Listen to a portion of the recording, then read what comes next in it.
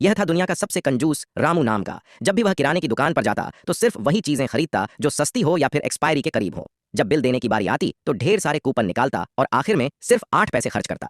पानी का बिल बचाने के लिए वह नल को बस थोड़ा सा ही खोलता। जब टूथपेस्ट खत्म हो जाता तब भी लकड़ी की छड़ी से उसका आखिरी कतरा तक निकालता। यहाँ तक कि जब अपने माँ बाप के लिए अगरबत्ती जलाता तो एक अगरबत्ती को 3 टुकड़ों में तोड़कर जलाता। सुबह के नाश्ते में भी वह सिर्फ एक अंडा खाता। वो रोजाना सिर्फ $5 खर्च करता था।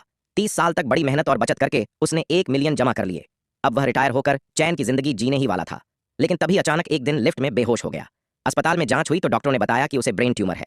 फिर वह दूसरे अस्पताल गया। वहां डॉक्टर ने दोबारा जांच कराने को कहा, लेकिन वहां की जांच $10 ज्यादा थी, तो वह फिर पहले वाले अस्पताल चला गया। इस बीच ट्यूमर और बढ़ चुका था।